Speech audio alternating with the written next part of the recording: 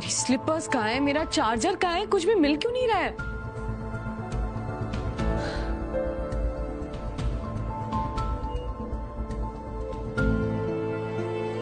सामने रखी चीज मुझे नजर नहीं आ रही है।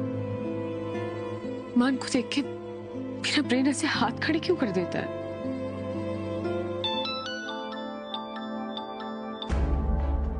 भाई कियारा सच में आपके साथ रह रही है क्या? मसूरी में हाय हेलो बोलने का रिवाज नहीं है क्या? और तूने कितने दिनों बाद मेरा फोन उठाया है? तू कैसी है अबीरा? और तू क्या सच में मम्मा के रिजॉर्ट में है? और मुझे ये भी पता चला कि अरमान और गीतांजलि भी वही है। हाँ। That's crazy।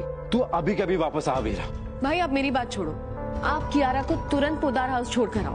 भाई आपको पता है ना आप दोनों की इतनी कॉम्प्लिकेटेड हिस्ट्री है। कियारा वैसे ही इतने टफ टाइम से गुजर रही है, ऐसे में कोई गड़बड़ हो गई तो सबके पुराने जख्म हरे हो जाएंगे, दोनों फैमिली सफर करेंगी। प्लीज प्लीज आप उसके मैटर्स में इन्वॉल्व मत हो। मैं भी आगे बढ़ के इन्वॉल्व नहीं होना चाहता था अबीरा, पर कियारा के नशे की लत की वजह से। लेकिन भाई मायरा आई है, बात करवाओ? हाँ बिल्कुल करवाओ। मायरा को देखने के लिए तो मैंने फोन किया है। Love you baby. मामूरे मिस यू। जल्दी से जल्दी मामू के पास आ जाओ। I miss you too मामूरे।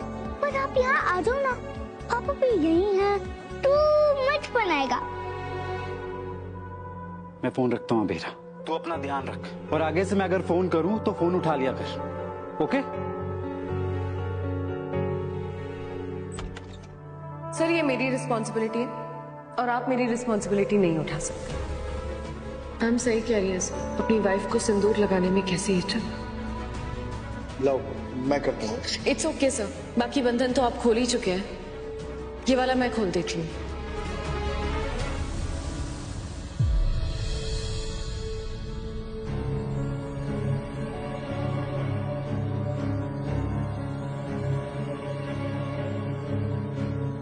कैसी लग रही है अरमान?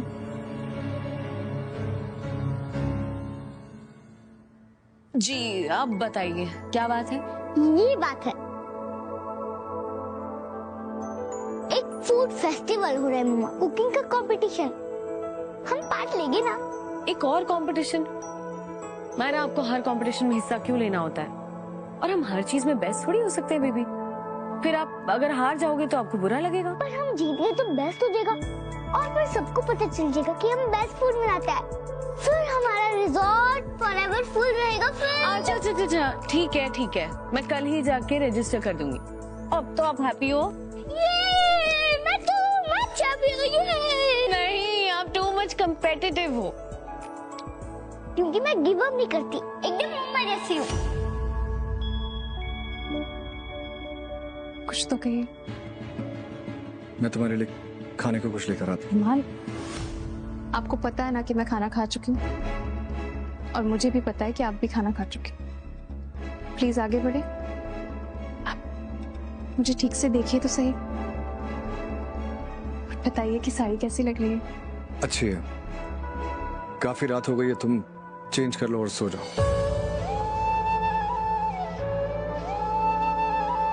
आयरा, आपको पता है पहले मैं भी बिल्कुल आपके जैसी थी, गिव अप नहीं करती थी, लेकिन फिर हालात बदल गए। नो, आपने 7 इयर्स तक मुझे ढूंढा, क्या आपने गिव अप किया? नो, आप टू मच ब्रेव हो।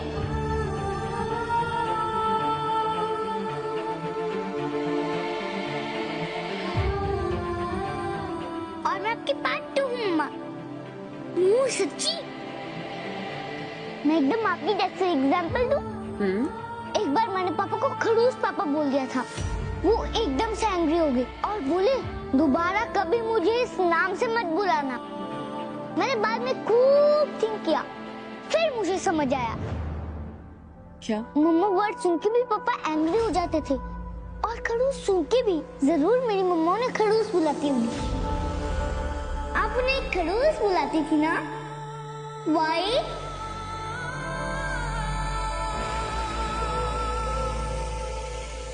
तो आप ही चेंज कर लीजिए, मैं आपकी मदद कर दूं?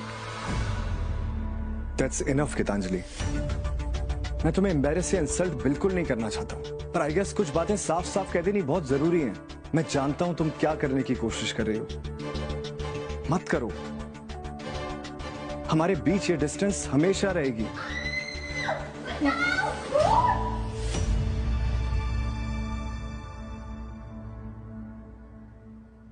Charu, Charu, I am sorry Charu. Please मुझे छोड़ के मत जाओ, प्लीज मुझे छोड़ के मत जाओ Charu. Charu, I am sorry Charu.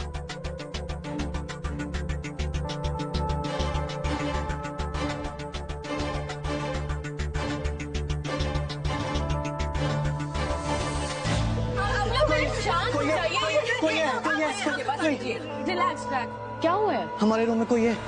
हा? आप लोग घबराइए मत, मैं पुलिस को फोन करता हूँ। No sir, thank you. ये मेरा रिसोर्ट है, जो भी इशू है मैं हैंडल कर लूंगी। दादी साहब, पुलिस को फोन कीजिए। पुलिस क्या करेगी? मतलब कमरे में जो कोई भी है वो इंसान नहीं है। इंसान? उस कमरे का डोर अपने आप लॉक हो जाता है और बाहर से कोई नॉक करता है, और जब हम बाहर देखने जाते हैं तो वहां कोई नहीं रहता। वॉशरूम का नल अपने आप चल जाता है, लाइट ऑन होती है, ऑफ हो जाती है। उस कमरे में पक्का कोई ना कोई भूत प्रेत है। प्लीज हमें कोई दूसरा रूम दे दीजिए। सर, अभी तो फिलहाल एक ही रूम खाली है और उसमें भी प्लम्बिंग का इशू है। हमें चलेगा, कुछ ही घंटों की बात है, हम यहाँ से चले जाएंगे। हाँ प्लीज, हम उस भूतिया रूम में नहीं रह सकते। देखिए, कोई भूत वूत नहीं होता। मैम, अभी भी वहाँ कमरे का डोर नहीं खुल रहा था। यूजली बारिश में लकड़ी फूल जाती है और दरवाजा अटकने लगता है। देखिए, कोई भूत नहीं है। अब पर फिर भी अगर आपको उस रूम में नहीं रहना है तो नो प्रॉब्लम। दादी से आपको नया रूम दिखा देंगे, ठीक है? हम आपका सामान शिफ्ट करवा देंगे, आप लोग जाइए। आइए, प्लीज कम।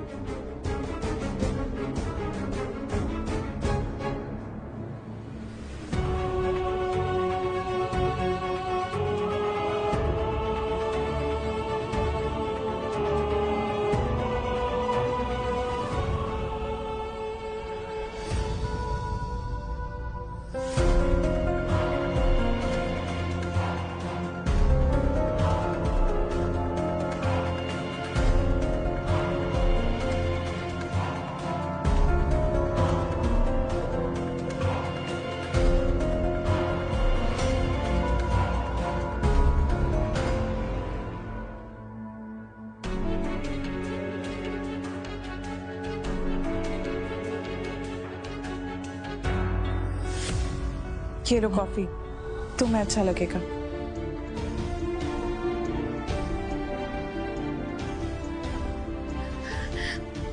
क्या हुआ तान्या, तुमने मुझे इतनी रात को मिलने क्यों बुलाया? सब कुछ ठीक है ना? कहीं कृष भैया के साथ तुम्हारा कुछ झगड़ा तो नहीं हुआ ना? हाँ, ऐसे तो कृष मेरे साथ अच्छे से बिहेव करता है, पर पता नहीं उसे रह रहकर क्या हो जाता है। मुझे ऐसा लगता है ना, मुझसे प्यार तो करता है, पर मैं जैसी हूं ना, वो उसे एक्सेप्ट नहीं कर पा रहा है।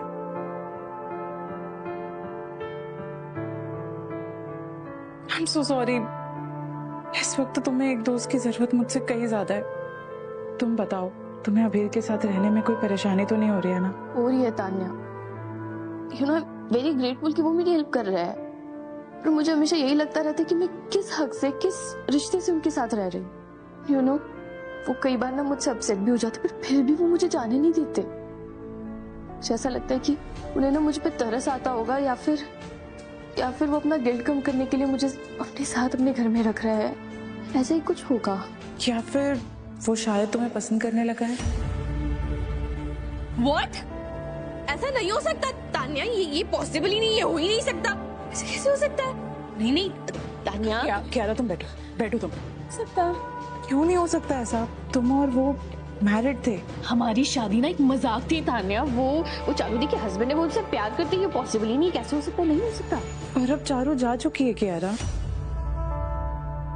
पर वो अभी भी उनको बहुत मिस करता है। चारू दी की डेथ के लिए ना वो खुद को ही गिल्टी मानता है। आज भी उनके सपनों में, उनके ख्यालों में ना सिर्फ चारू दी है। जब हम मैरिड थे ना तो वो बहुत डेस्परेट थी कि मैं घर से चली जाऊं। ये नहीं हो सकता तान्या। और अब वो डेस्परेट है कि तुम ये घर छोड़कर कहीं ना जाओ। कौन अपनी एक्स वाइफ के लिए इतना करता है? मुझे ऐसा लगता है कि अभीर के मन में तुम्हारे लिए कुछ तो है। क्या फिर ऐसा सिर्फ मुझे लगता है? हो सकता है कि मैं कंप्लीटली गलत हूं। तो प्लीज रिलैक्स, ओके?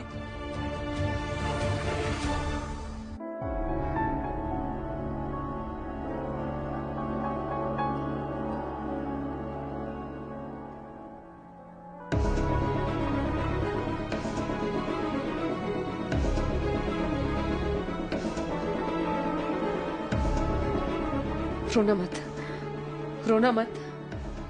तूने ही उनके लिए उनका कमरा सजाया ना, अब रोना मत।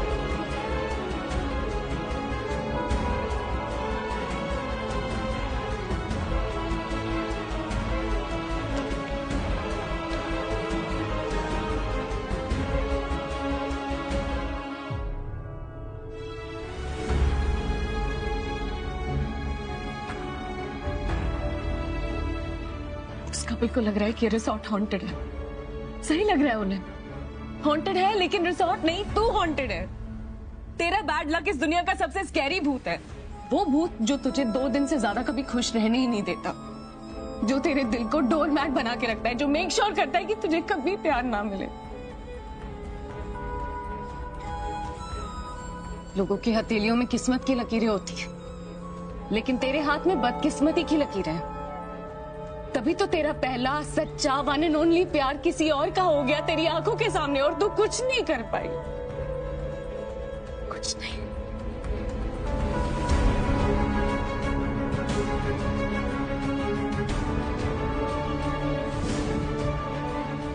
ये क्या कर रही हो तुम? दिखाई नहीं दे रहा है मैं स्ट्रगल कर रही हूँ?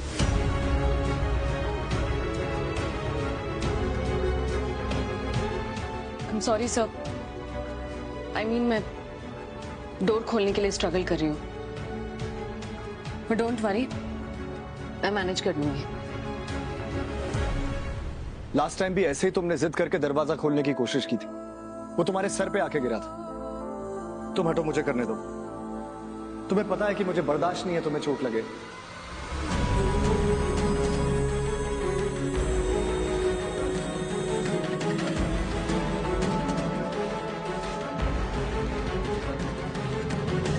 इस वक्त मेरे पास स्टाफ की कमी है, इसलिए आपको ऐसा लग रहा होगा कि मैं अकेली पड़ गई हूँ, लेकिन डोंट वरी सर, मैं अकेली काफी हूँ। Thanks for your help.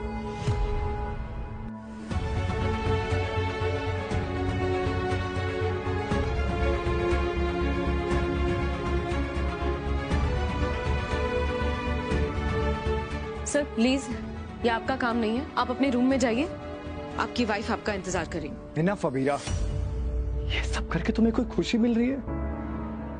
मैं क्या पूछ रहा हूं कि यस सर मिस्टर पोद्दार, आपकी वाइफ अपने रूम में जाइए, हनीमून एंजॉय कीजिए, ये सब नॉनसेंस बातें करके तुम्हें मजा आ रहा है? तुम्हें कुछ फील नहीं होता क्या? नहीं।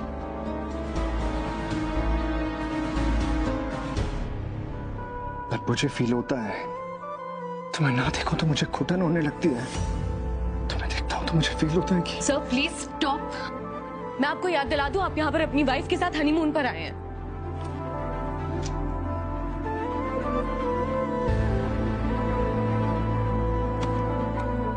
गीतांजलि, उसकी और मेरी शादी, उसका और मेरा रिश्ता मेरे लिए सिर्फ मजबूरी अबीरा, और कुछ नहीं। मेरे दिल में उसके लिए कुछ नहीं है। अब तुम सोच रही होगी कि अगर मेरे दिल में उसके लिए कुछ नहीं है तो फिर मैंने शादी क्यों की? मैं ऐसा कुछ नहीं सोच रही। मैंने उससे शादी इसलिए की क्योंकि... मैंने कहा ना, मुझे कुछ नहीं जानना है। सर ये आपका और आपकी वाइफ का प्राइवेट मैटर है। मैं यहाँ इसलिए हूँ ताकि मैं आपके हनीमून को आपके लिए परफेक्ट बना सकूं। इससे ज्यादा प्लीज मुझे और इंपॉर्टेंस मत दीजिए। मैं तुम्हें इंपॉर्टेंस ना दूं, मैं बताऊं तुम मेरे लिए क्या हो? बताओ। सर प्लीज स्टॉप, ये गलत है। तो मेरे गलत लग क्यों नहीं रहा? वो आप जानिए, अपनी वाइफ से पूछिए, दुनिया से पूछिए, ये सबको गलत ही लगेगा। बाहर में जाए सब लोग। मेरी बात सुनो Abira, I am talking to you damn it. आपको मुझे जस्टिफिकेशन देनी ही क्यों है सर? आपकी पर्सनल लाइफ के बारे में मुझे बताना ही क्यों है? मैं आपकी कोई नहीं लगती। Shut up. No you shut up.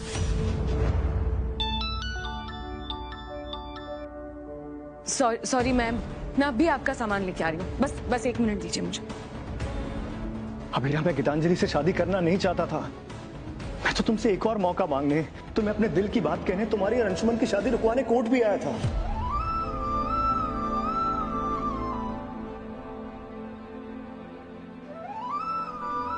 फिर मैंने तुम्हें और उससे साथ देखा, मुझे लगा तुम दोनों की शादी हो चुकी है, इसलिए मैं चुपचाप वहां से चला गया। पर बदकिस्मती ने तब भी मेरा पीछा नहीं छोड़ा। सिचुएशन इतनी कॉम्प्लिकेटेड हो गई थी कि मुझे अपने हाथों से अपनी खुशियों का गला घोटना पड़ा। नहीं चाहते हुए भी गीतांजलि से शादी करनी पड़ी और बस उसी टाइम तो मंदिर में आ गई। गलतफहमियां, कंफ्यूजन, हालात हमारे बीच आकर खड़े हो गए अबीरा, और हम कुछ नहीं कर पाए। अब कुछ कर भी नहीं सकते। अब कुछ भी डिस्कस करने के लिए बहुत देर हो गई है।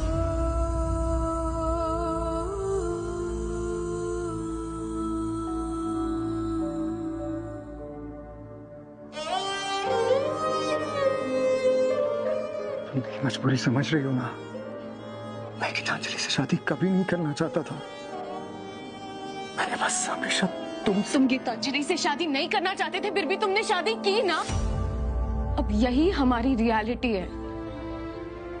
इसे हमें फेस करना होगा, इसे हम भाग नहीं सकते।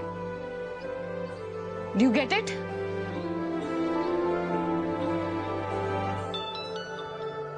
हाँ, मैं आपका सामान लेके आ रही हूँ सर।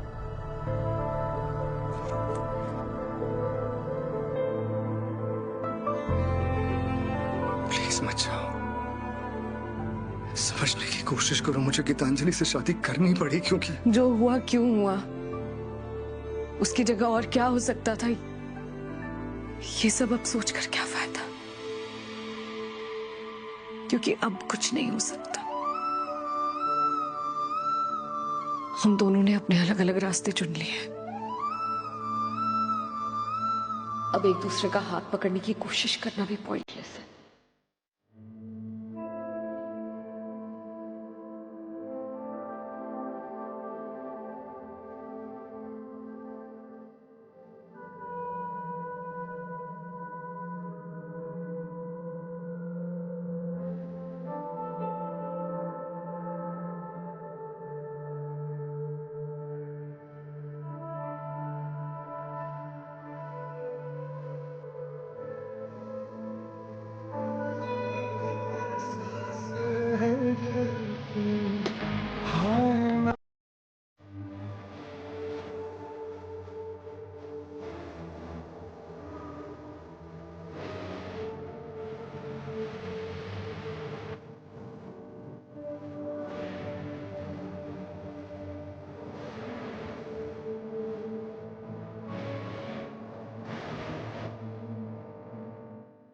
क्या है भगवान जी, मेरी लाइफ आपका कोई पर्सनल एंटरटेनमेंट चैनल है क्या?